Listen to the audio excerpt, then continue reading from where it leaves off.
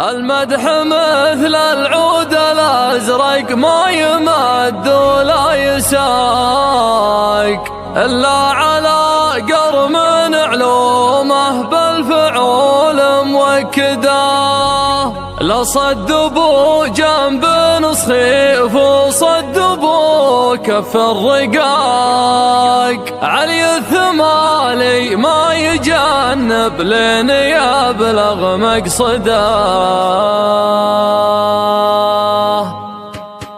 على الطريق اللي نهايته بداية انطلاق، ابدا الخيال يعيش جوه والقديم يجدده. اللون ياخذ راحتي وارتاح من ضيق الخلق، محتاج لي سجات عيد الراحة المستبعدة. ياخذني التفكير لابعد مرحلة وابعد نطاق، واعيش في غربة على الواقع ورحلة مجهدة. منها يمر البال في ضيقه وهم من ما يطاق، واميل للعزلة واشوف ان الظروف معقدة. اصعب من شعور الفراق الا شعور الاشتياق، هم من يطاول راعي الفرقة ونار موقدة. من يكثر التفكير في الدنيا ولهوات الفراق، يمكن يبين الحزن في عينه ويجفى مرقده. كافحت في الدنيا بعز وذقت شيء ما يذاق، ما مرت الظروف الليالي باردة ومبردة. بيني وبين العز واسلوب العرب عقد اتفاق، رصيدي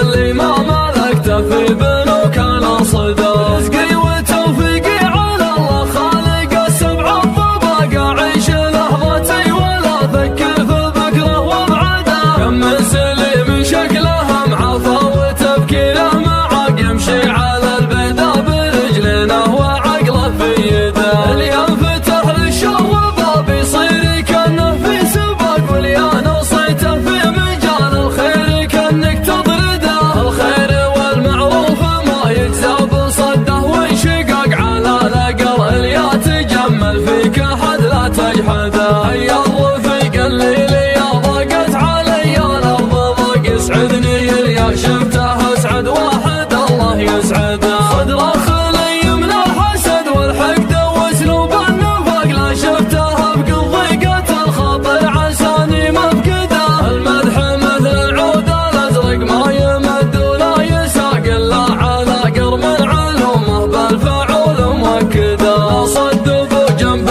نصخيف وصدبوا كف رقاق، علي الثمالي ما يجنب لين يبلغ مقصده. اسمر معه للمرجله ما هو سريع الاحتراق، يوم الاسامي بعضها بالانقلاب مهدده. يكرم عن الهفات والزلات والهرجة الدقاق، لها نواس تعب الاجيال قبله وابعده. يسعى لفعل الخير والمعروف والحق الحقاق، من يحتزم في المحزم المليان يبشر بسعده. يا علي بن عظه فعولك تشرح صدور الضيق، صبي من المسعود يقف كل ما حان وعده. انت المشرف في الوطن والدبلوماسي في العراق، وتبين في يوم يجف الدم وسط الولده.